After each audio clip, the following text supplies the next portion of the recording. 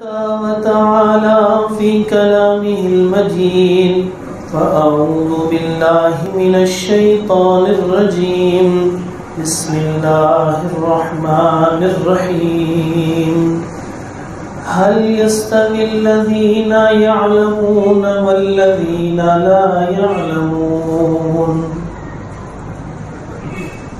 اللہ رب العزت نے ارشاد فرمایا، کیا علم والے اور وہ لوگ جو علم نہیں رکھتے، کیا یہ دونوں برابر ہو سکتے؟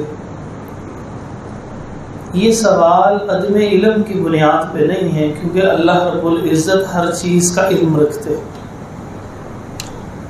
یہ سوال دراصل انسانوں کی ایک سوچ کی نفی کی طرف اشارہ کر رہا کہ تم لوگوں نے سمجھ لیا ہے کہ مال و دولت کے فرق سے تم لوگوں کا باہمی فرق ہوگا۔ ایسا نہیں۔ تمہارے رنگوں کے فرق کی وجہ سے تمہارے رتبوں کا کوئی فرق ہوگا، ایسا نہیں۔ تمہاری ذات، تمہارا خاندان، کنبہ، قبیلہ، اس کی وجہ سے تمہارا آپس میں کوئی فرق ہے، ایسا نہیں۔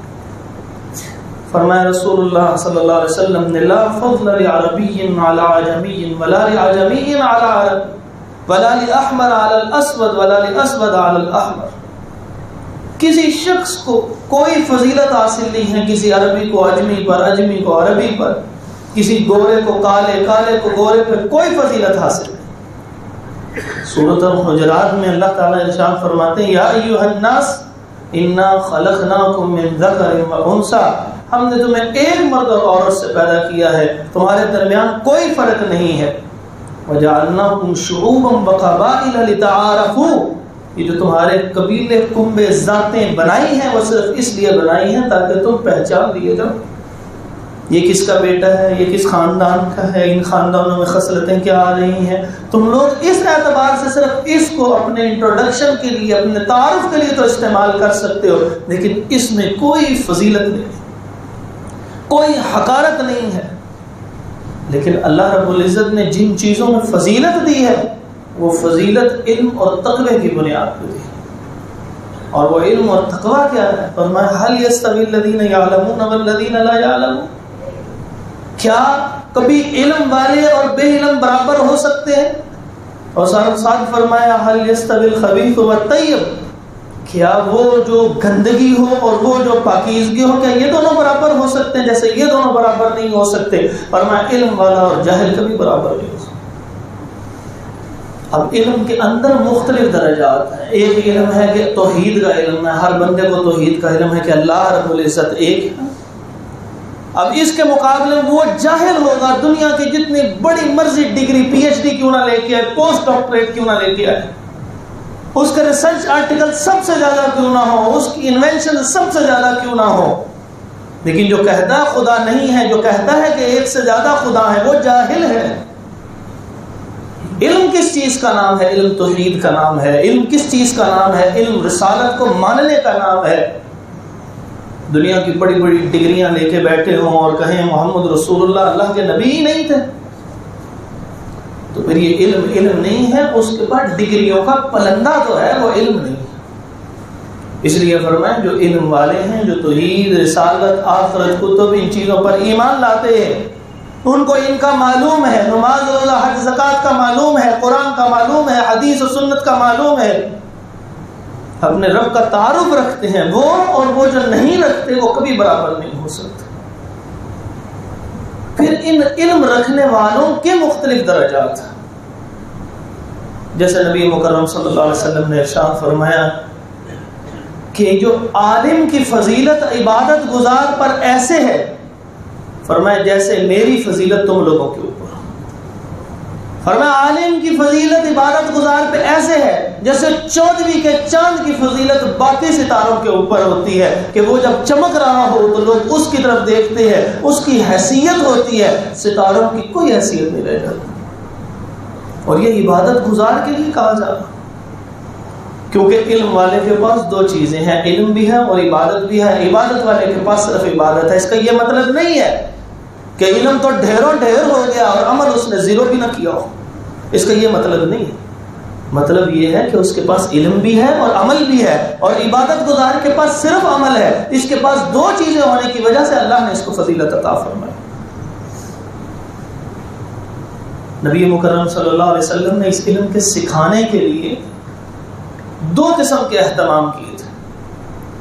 پہلا اہتمام یہ کیا تھا، مختلف جگہوں پہ جا کے واعظ و نصیحت کیا کرتے تھے.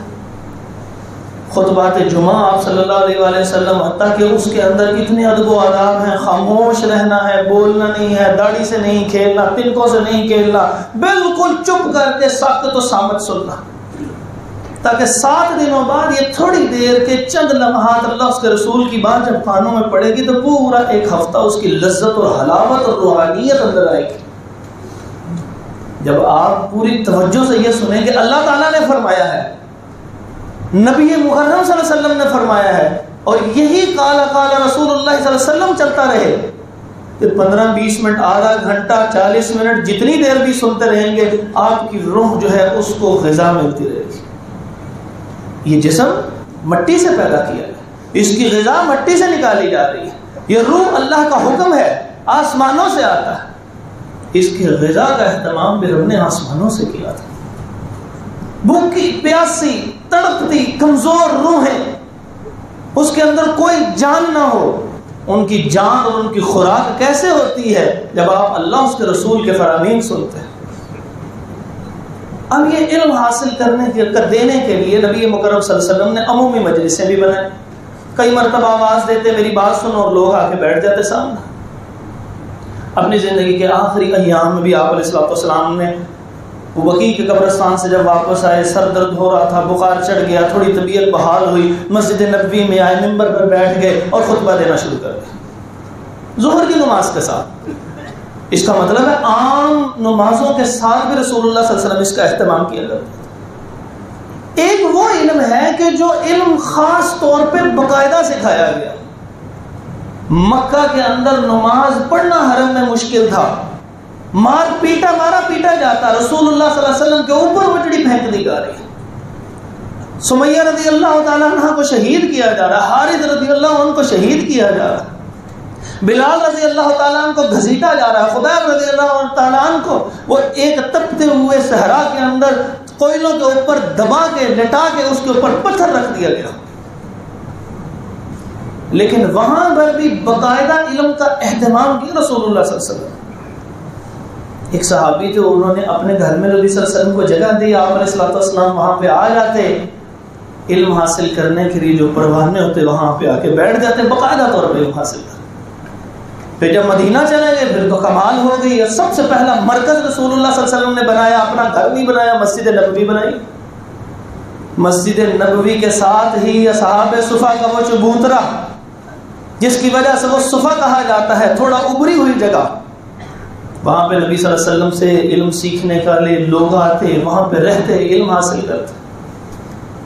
اور باقاعدہ نبی مکرم صلی اللہ علیہ وسلم نے وہاں علم کی یعنی علم سکھانے کا اہتمام کیا ہوا تھا. اور وہ وہیں پہ رہتے، ان کے کھانے پینے کا انتظام رسول اللہ صلی اللہ علیہ وسلم کرتے، صحابہ ان کو کچھ کھلا پلا دیا کرتے، کچھ کھانے کے ساتھ ساتھ کچھ لباس کا اہتمام کروا دیا کرتے، ان کی ضروریات کو پورا کر دیا کرتے کہ یہ علم حاصل کرنے والے لوگ ہیں. کیونکہ اللہ تعالیٰ نے قرآن مجید میں ارشاد فرمایا لولا نفر من کل فرقۃ، کیوں کوئی ایسے افراد نہیں ہوتے تم لوگوں میں سے، ہر بستی میں سے کیوں ایسے افراد نہیں ہوتے، ہر خاندان میں سے کیوں ایسے افراد چند ایک نہیں ہوتے جو صرف اور صرف جن کی زندگی کا اوڑھنا بچھونا علم کا حصول کے لیے ہوتا. لیتفقہوا، شاید کیوں نہیں دین کا علم حاصل کرنے کے لیے نکلتا، اپنے آپ کو کیوں خاص نہیں کرتے، کیا اس کی فضیلت نہیں ہے؟ اتنی فضیلت نبی مکرم صلی اللہ علیہ وسلم نے ارشاد فرمایا علم حاصل کرنے کے لیے انسان چلتا ہے، وہ چل نہیں رہا، فرشتے اس کے اوپر چھاؤں کیے ہوئے ہیں. یہ بعض علماء نے اس کا ترجمہ کیا اس کے راہوں میں اپنے پروں کو بچھائے ہوئے ہیں، یا وہ ان کے پروں پہ قدم رکھ کے جا رہا ہے یا ان کے اوپر اس کی چھاؤں ہے، ان کے پروں کی، فرشتوں کے پروں کی. کس نے بھیجے؟ اللہ رب العزت. وہ چل کے جا رہا ہے، وہ اس جگہ پہ نہیں جا رہا، اللہ تعالیٰ جنت کے راستے کی طرف اس کو چلا رہا. اور دوسری حدیث میں اللہ تعالیٰ جنت کا راستہ اس کے لیے آسان کرتا چلا جا رہا. اور پھر یہ بھی چل رہا ہے، فرشتے بھی اس کے لیے ایسا پروٹوکول دے رہے ہیں، اور سمندر کی مچھلیاں بھی اس کی دعائیں کر رہی ہیں اس کے لیے، اور جتنے آسمان کے فرشتے ہیں وہ سارے کے سارے اس کی دعائیں مغفرت اس کے لیے کر رہے ہیں. یا اللہ یہ بندہ جا رہا ہے اس کو بخش دے، یا اللہ یہ جا رہا ہے اس کو بخش دے. اور یہ وہ ہے لا یعصون اللہ ما امرهم ویفعلون ما یؤمرون، کہ جو اللہ فرماتے ہیں یہ گناہ نہیں کرتے. گناہ نہ کرتا ہو فرشتہ، اس کو مقرر رب نے کیا، اس کا مطلب اللہ وہ دعا قبول کرنا چاہتا ہے، اسی لیے تو فرشتوں سے کہلوا رہا ہے. تو پھر کیا خیال ہے اس کی مغفرت نہیں ہوئی ہوگی؟ اس کی مغفرت ضرور ہو جائے گی. اس کا کتنا بڑا پروٹوکول ہے، جب وہ وہاں پہ آتا ہے علم حاصل کرتا ہے، علم حاصل کر کے چلا جاتا ہے، پھر آتا ہے، پھر چلتا چلا جاتا ہے، کچھ وقت گزرتا ہے وہ یہ نبوی علم حاصل کر لیتا. نبی مکرم صلی اللہ علیہ وسلم نے ارشاد فرمایا کہ بے شک جو انبیاء ہیں لم یورثوا درہم ولا دینار، درہم و دینار چھوڑ کے دنیا سے نبی رخصت نہیں ہوتے، بلکہ وہ علم چھوڑ کے رخصت ہوتے ہیں. جس نے اس علم کو حاصل کر لیا اس نے بہت بڑا حصہ حاصل کر لیا. پھر فرمایا جس نے اس علم کو حاصل کر لیا، عالم بن گیا، دو بڑے انعامات اس کے لیے ہیں. اللہ اس کے تقوی کی گواہی رب تعالیٰ دے رہے، انما یخشی اللہ من عبادہ العلماء، اللہ سے ڈرنے والے وہ اللہ کے بندوں میں سے علماء ہیں. اللہ نے گواہی دے دی.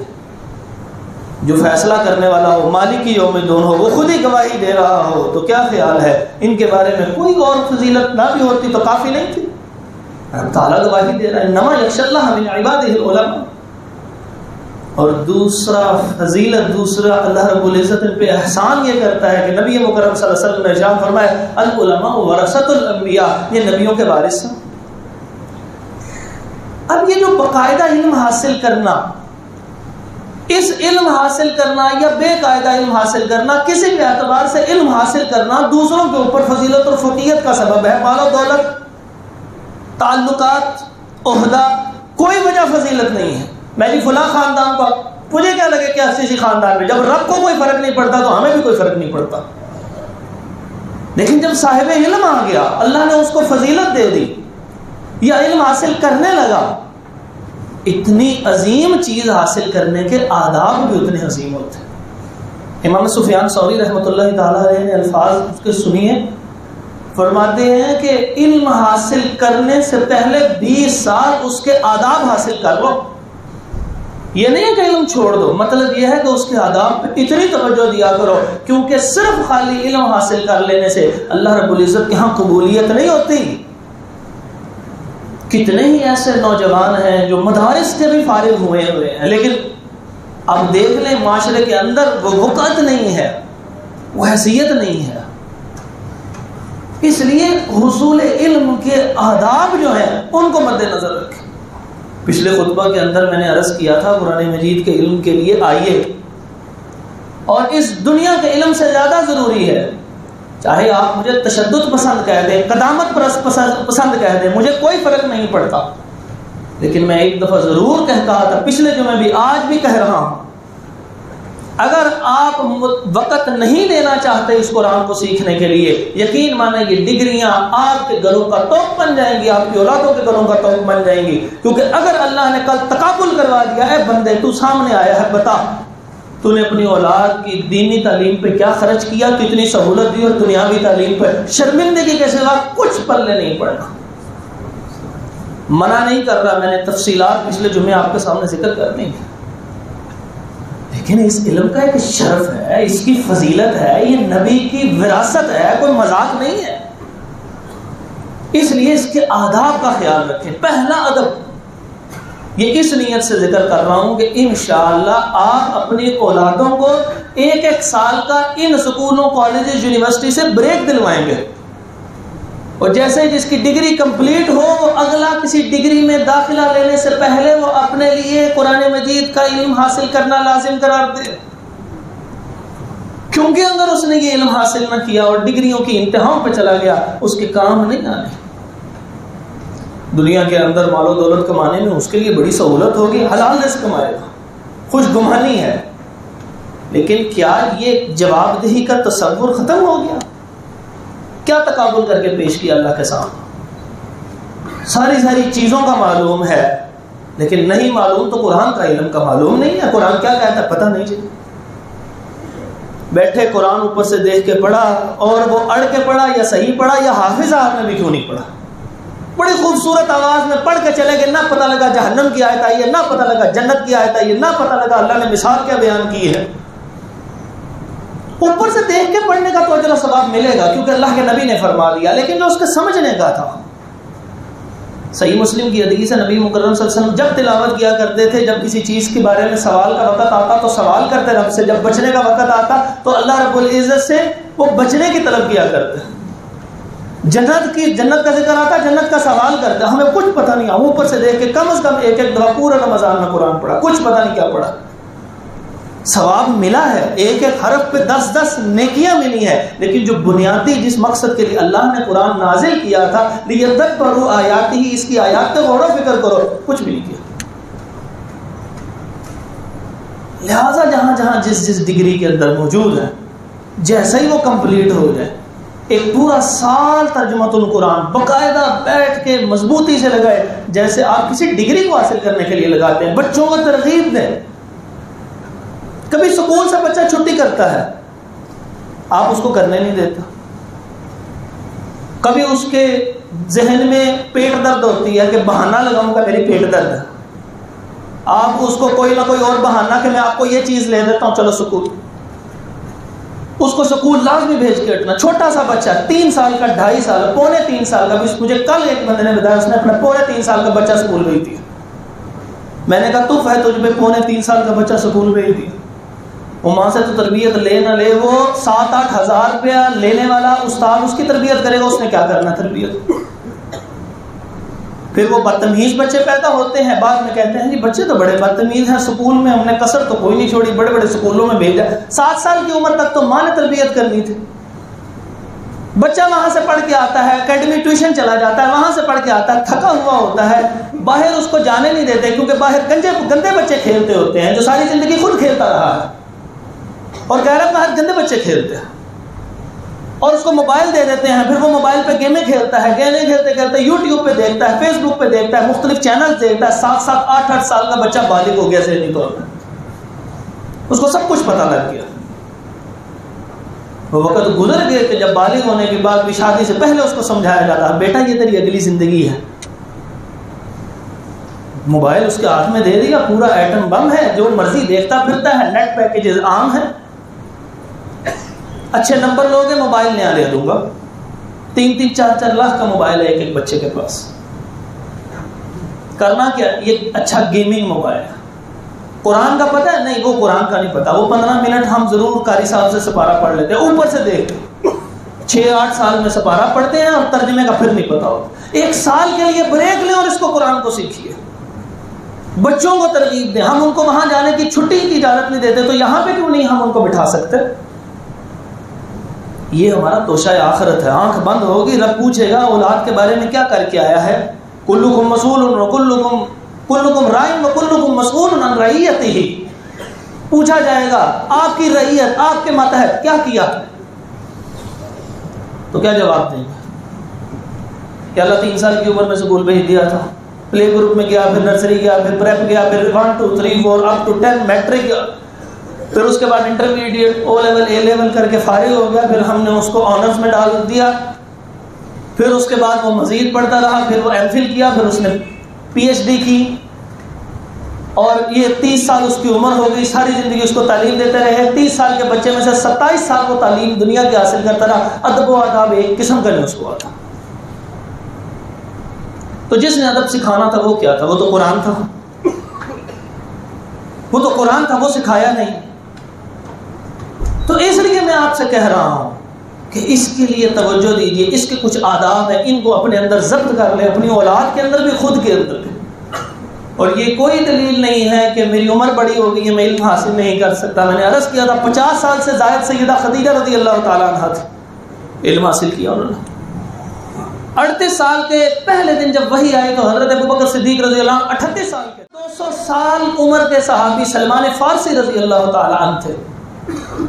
وہ علم حاصل کرتے، آ کے بیٹھتے، کبھی بھی نہیں انہوں نے کہا اللہ کے نبی صلی اللہ علیہ وسلم میں 200 سے بھی اوپر ہو گیا ہوں، 250 سال میں جو عمر ہے میں اب کیا کروں گا علم حاصل کر کے.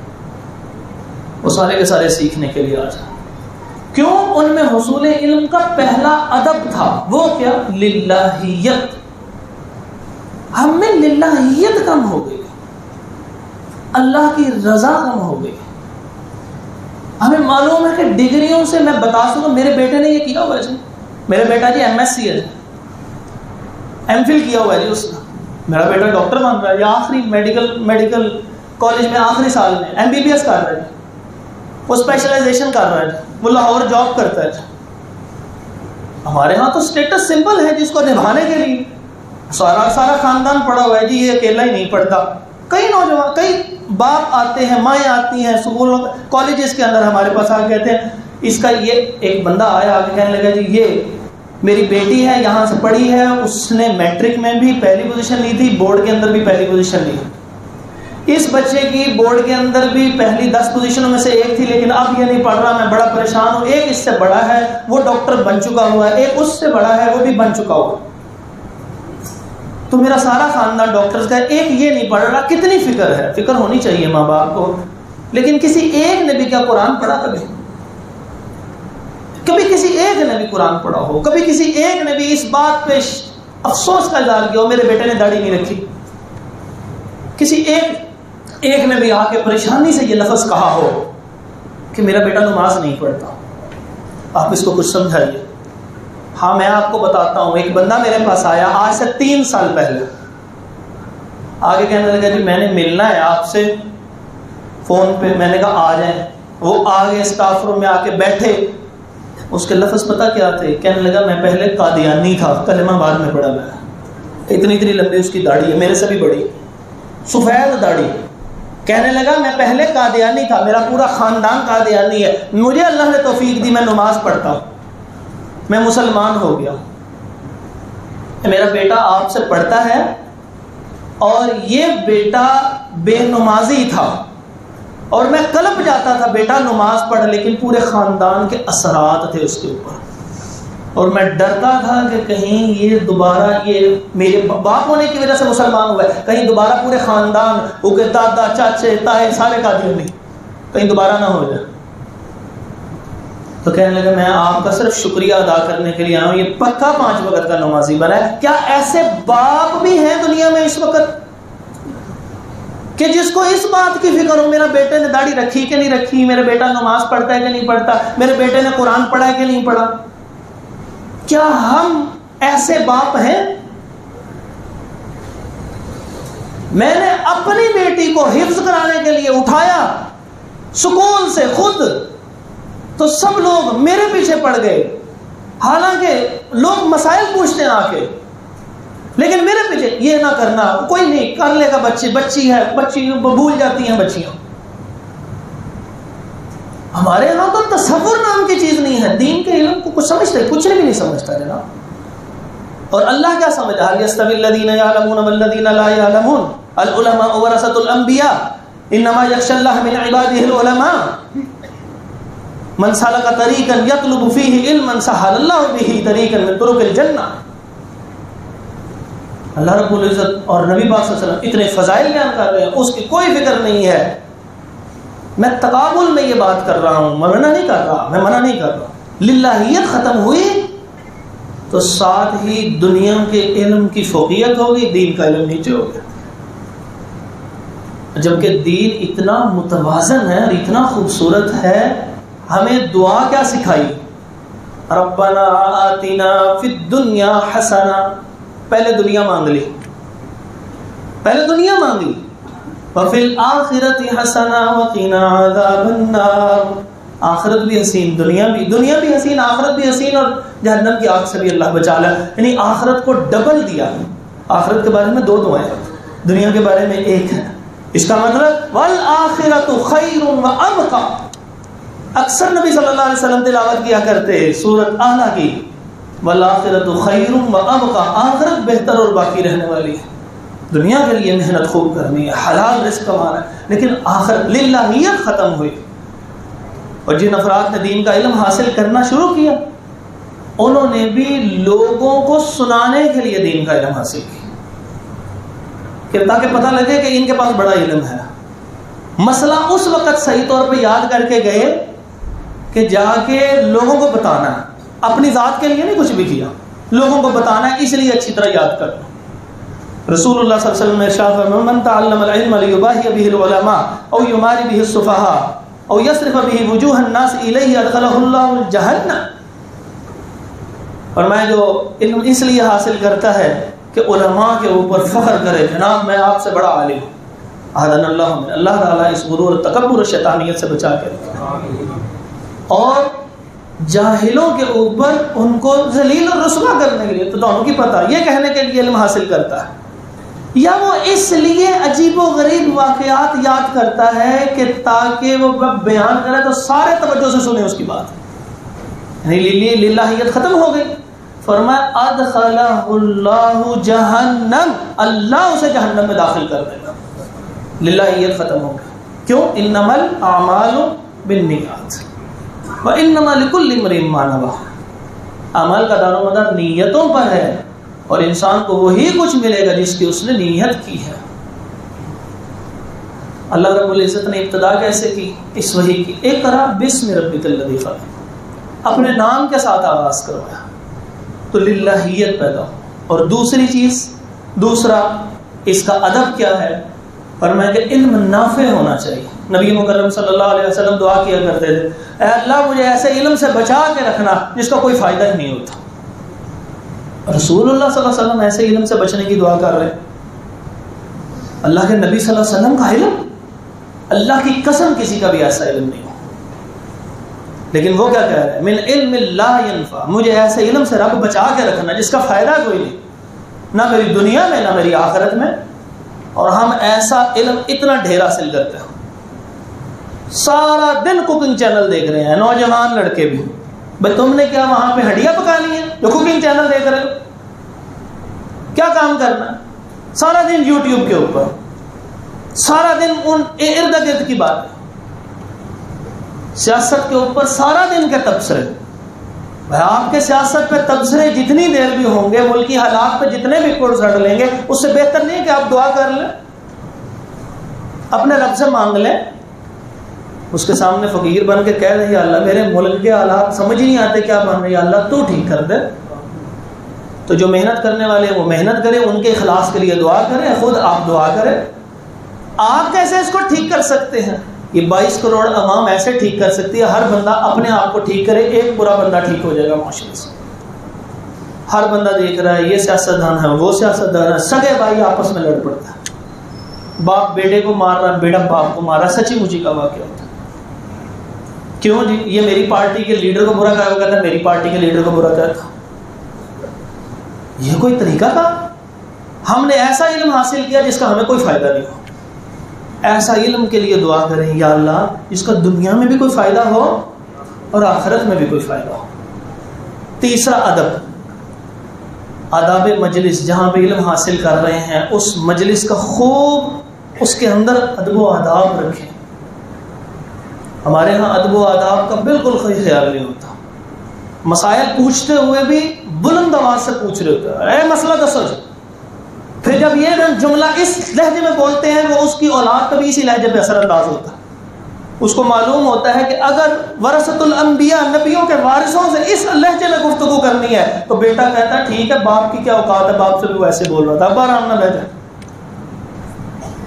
یا کم از کم یہ جملہ تو آپ نے کم از کم ہر بندے نے سنا, ابا جی تانوں نہیں پتہ لگتا, میں آپ کے جملے بولتا ہوں, آپ سے مراد اس معاشرے کے جملے بولتا ہوں. میرے پاس وہ جملے نہیں ہیں کہ میں آپ کو کوئی عربی کے ایسے جملے سناؤں جن کا آپ سے تعلق ہی کوئی نہ ہو. کیا یہ معاشرے میں آپ لوگوں نے نہیں سنا, ابا جی تسی پہ جو آرام نہ تانوں نہیں ہے نہ گلا دا پتہ. اس کا مطلب وہ باپ کو یہی کہہ رہا ہے نا, ابا جی تانوں کچھ بھی نہیں آتا. تو وہ باپ کو کیوں کہہ رہا ہے؟ کوئی تو وجوہات ہوں گی. بیٹا تو خراب ہے ہی ہے کہ اس باپ کو بھی سوچنا چاہیے اس نے زندگی میں کبھی ادب و آداب اختیار کیے تھے. ہمارے استاد محترم میں اکثر ان کا ذکر کرتا ہوں, آداب ان سے سیکھے ہم نے. اپنی اولاد کو بھی آپ کہہ کے مخاطب کرنا ہے. میں نے ان سے حیران ہو کے پوچھا، میں نے کہا استاد محترم یہ اتنا سا بچہ ہے، یہ آپ تو نہیں ہوتا نا، اس کو تو تم کہہ لیتے ہیں، کوئی حرج تو نہیں؟ کہنے لگا، فرمانے لگے بیٹا یہ کنواں ہوتا ہے، کنواں، جب آپ اس کو جو آواز دو گے ایکو سے وہی آواز واپس لٹکے گی۔ آپ آج اس کو آپ کہیے، کل یہ آپ کو آپ کہے گا، آپ آج تو کہیں، اس کی زبان پہ تو چل جائے گا، ابا تو کی آواز آئے گی، پھر اس میں سے اماں تو کی آواز آئے گی۔ لوگ آگے کہتے ہیں میرے بچے بدتمیز بڑے ہیں، کہتے ہیں اونچی بڑا بولتے ہیں۔ میرا ان سے ایک ہی سوال ہوتا ہے، کیا آپ گھر میں اونچی بولتے ہیں؟ بچہ وہ سیکھتا ہے جو آپ اس کو سکھا رہے ہیں۔ کس طرح سکھا رہے ہیں؟ یہ نہیں کہتے کہ ایسے بولا کرو، جب آپ بولتے ہیں بچہ کاپی کرتا۔ بچہ فوٹو کاپی مشین ہے، جو آپ نے کرنا اس نے وہ لے لینا، آئینہ ہے آئینہ، وہ کبھی دکھائے گا آپ کو کہ آپ یہ کچھ کرتے تھے، کبھی دکھائے گا وہ آپ۔ اس لیے دین کا علم، دوسری کون سی چیز کہ علم نافع ہو، اور تیسری ادب، مجلس کا ادب۔ نبی مکرم صلی اللہ علیہ وسلم نے مجلس کا ادب کیسا سکھایا، سبحان اللہ۔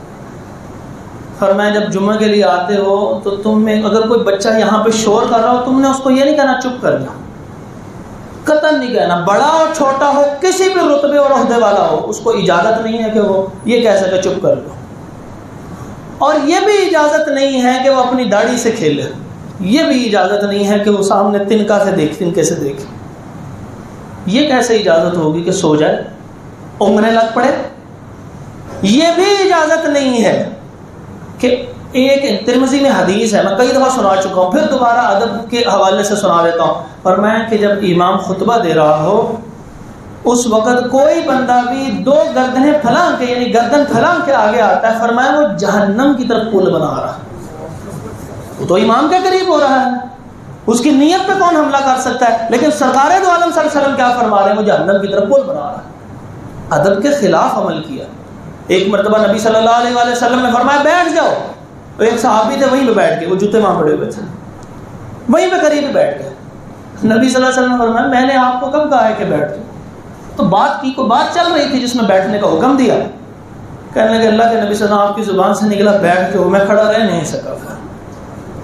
یہ ہوتا ہے ادب، اور جب ادب ایسا ہو پھر اللہ رب العزت علم بھی ایسا عطا فرماتے ہیں، اللہ رب العزت پھر اس علم کی بنیاد پہ عمل بھی عطا فرماتے ہیں، فضیلت بھی عطا فرماتے ہیں۔ یہ آداب یہ ہماری زندگی کے اندر سے نکلتے چلے جاتے ہیں۔ اس کے کچھ اور آداب ہیں، انشاءاللہ اگلے خطبے میں وہ آپ کے سامنے ذکر کروں گا، اور کس انداز سے ہمارا رویہ ہونا چاہیے۔ اگر یہ رویہ ہمارے اندر آ گیا اور علم کی جستجو ہمارے اندر آ گئی، ہم گھروں کے اندر اپنے بچوں کو ترغیب دینے والے اور خود اپنی مصروفیات اور نیند کے اوقات میں سے وقت نکال کے فجر کے بعد مختلف کلاسوں میں جا کے قرآن پڑھنے والے بن گئے۔ 2-3 سال ہیں اس انقلاب کے، سب لوگوں کو قرآن کی سمجھ میں آئے گی اور ان کی اپنی زندگی بدلنی شروع ہو جائے گی۔ اقول قولی ھذا استغفر اللہ لی ولکم ولجمیع المسلمین۔